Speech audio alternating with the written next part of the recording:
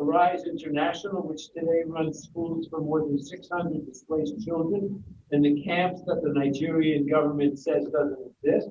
He's a former mayor of Blanco, Texas. And he is the author of Epicenter, Nigeria, Radical Islam, and the War for Global Order, a #1 bestseller. Mike. Hello, Mike.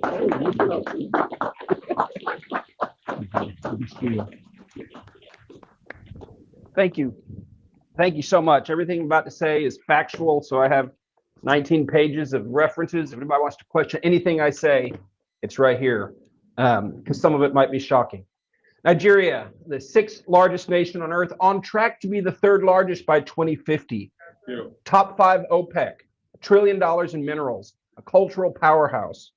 Nigerians are among the most educated and wealthy in the United States, and they do it with integrity, sharing the values that made America great. Last year, General Michael Langley, AFRICOM, declared the region anchored by northern Nigeria as the epicenter of global terror. ISIS, Al-Qaeda, others call it home. Their stated ambition, full Sharia across Nigeria, and then a global jihad launch pad. The recent Old Dominion shooter was radicalized in Nigeria. 2 scenarios. America's greatest African ally, innovative, peaceful, and prosperous, or the greatest security threat of the next generation, a Sharia exporting giant. A little bit of history. In 1804, Usman Dan Fodio waged a jihad and founded the Sokoto Caliphate, Africa's largest pre-colonial empire. Beheading, raping, destruction, displacement, 2 million slaves at its peak. This caliphate has never ended. That's North Nigeria. The British found 2 worlds, brutal Sharia North and vibrant, friendly South. They kept the caliphate intact as enforcers, indirect rule they called it, then merged the 2 in 1914. The South declared independence in 1967, Biafra. The civil war that followed, the British backed the North, which blockaded the South, shot down Red Cross planes. Up to 3 million, mostly children, starved to death. The South fell in 1970. Since then, power has stayed in the North by design, the Caliphate. The current constitution, imposed by Northern military dictator, mentions Sharia in Islamic terms 165 times. Christianity, 0. At least 9 billion a year in blood minerals are looted mainly by China, paying jihadis and corrupting military and political officials. It was President Goodluck Jonathan in his living room that leaned in and informed me about that. I know a lot of people there. I've been there a lot. Most of this is firsthand. Some key people that have been involved in this. Barack Obama unleashed the current genocide. In 2010, my first trip, Nigeria had an accidental Christian president, Goodluck Jonathan. Booming economy, only nation on earth where radical Islam was being pushed back. No slaughter, hardly any displaced people, just from random stuff. A northern warlord challenged Muhammadu Buhari, publicly called for Sharia law across Nigeria and globally. Boko Haram chose him to mediate with the government. Tinubu helped get him in office, the current president. David Axelrod was his campaign advisor. Obama blocked U.S. counterterrorism support to Jonathan, blocked other nations from helping. Jihadists flooded in from North Africa, villages massacred, millions displaced, raped, enslaved, kidnapped, churches burned. Buhari ran on ending the insecurity. It only got worse. Another person, the Sultan of Sokoto. He's like Pope and King to 108 million Muslims. Dan Fodio's 20th generation successor. He was a Nigerian general deployed to Pakistan and Afghanistan during the war on terror, when we captured Nigerian fighters alongside Al-Qaeda and the Taliban. He returned and assumed the throne in 2006, and international terror tactics and organizations appeared soon after. He has never decreed an end to the killing or mineral looting in his domain, but he's called social media a terror organization.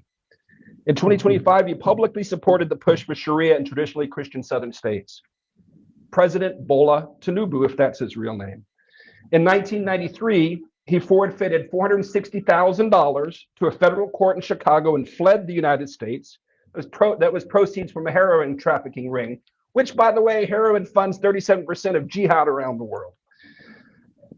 He has appointed a man to rewrite the national curriculum whose defining credential is the book, The Islamization of Knowledge, which explicitly calls for intellectual jihad to oust Western education from nursery schools up to universities. This is academic Boko Haram by definition. And this is the guy that Tinubu put in charge of the curriculum of 50 million African Nigerian children. His new defense chief called the terrorists prodigal sons who deserve rehabilitation. That's the defense chief. NSA Nuhu Rabadu personally called me on October 5th to be Nigeria's Jane Fonda. It is documented he armed Miyeti Allah, the Fulani militia chaired by the Sultan and named in HR 7457 for potential FEO organization. He has publicly called the terrorists brothers. Mossad Bulus, Trump's senior advisor for Africa and the Middle East, holds multiple citizenships, including Nigerian, lived in Lagos for decades. He parrots verbatim talking points of terror-linked northern imams. He is CEO of his family company, which currently profits from multi-billion-dollar no-bid contracts issued by the Tinubu administration, issued to his business partner. He sells the heavy equipment to build the no-bid billion-dollar, $13 billion in projects. This is Trump's senior advisor. He's also Tiffany Trump's father-in-law. Examples of ongoing failures and impunity. Ngoshe, Borno State, wiped out in the Gwoza massacre of 2014. The government recently assured refugees in Cameroon it was safe for them to return, paid them to return. Within weeks, on March 3rd, Boko Haram slaughtered dozens, more than 300 abducted into slavery, including the wife and daughter of a friend of mine. The military was largely AWOL. The attacks continue there. Deborah Samuel Yakubu, 2022, college student. After finals, she posted on WhatsApp, "Jesus is the greatest. He helped me pass my exams." The next day on campus, as professors and police watched, she was beaten, stoned, tires heaped on her, and burned alive, while students filmed selfies in front of the flames celebrating. The deputy imam of the National Mosque, who performed President Buhari's daughter's wedding, publicly justified the killing within 24 hours on his own Twitter account. No one was punished. Nnamdi Kanu, British Nigerian broadcaster from London, illegally abducted from Kenya, tried under a defunct law, now serving life in Sokoto prison for words spoken in Great Britain. Meanwhile, the northern imam just recently offered a 1 million naira bounty for the head of a pastor, then doubled it to taunt his critics. No charges, no condemnation from officials. I've been corresponding with the guy. He helped him get to a safe house, but he and his family are in danger and they need help. The Nigerian government goes to great expense to rehabilitate the killers, while millions of innocent displaced victims are denied, neglected, and dying. The narrative war. The farmer herder and climate change framing started in the Obama State Department. The original reference document was written by a career Sharia propagandist hired by George Soros. At least $10 million confirmed U.S. lobbying contracts are now running. Former Trump administration officials, Nigerian government lobbyists, northern imams, foreign agents, conflicted advisors, and now even Russian state television are among those working to shield this regime from accountability. The real narrative is this: Nigeria is in the throes of an Islamic conquest. Since 2009, they have slaughtered as many as 125,000 Christians and 60,000 Muslims. This is not simply religious freedom issue. This is national and global security. The emergency, as many as 10 to 12 million, mostly youth, are now displaced. 50-60% chance of radicalization by 2030 without intervention. Most are denied by the government, who call them beggars and criminals. Without intervention, this could yield 5 to 6 million more jihadists over the next 5 to 6 years.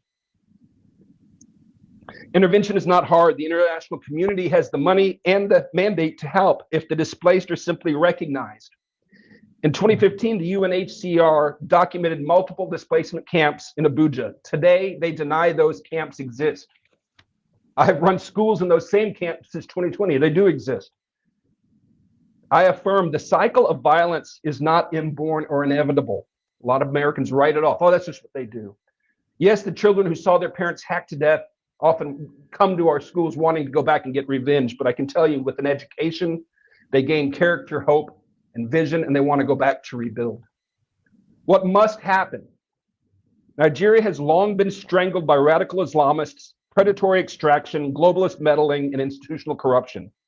Working with the Nigerian government to end the genocide is like working with the Third Reich to end the Holocaust. They smile and spin as they wait for Trump to leave office. Since CPC designation, killing and impunity have only gotten worse. Sanctions will not work. Visa bans will not work. They're ideologues, and they'll just pivot east. Intentional denial of recognition and aid to displaced people, intentional denial of recognition and aid in this circumstance meets the legal standard of genocide. This is provable. Indict the Tinubu administration. Arrest them. They're guilty of genocide. And it's provable. Conduct a valid census and evidentiary briefing of the displaced. They are our witnesses to genocide and they need help. Investigate the Sultan of Sokoto as a terror sponsor. Circumstantial evidence demands it. We know where the militant camps are. Wipe them out. Bring the enablers to justice. Demand the release of Mazi Nnamdi Kanu and other prisoners of conscience.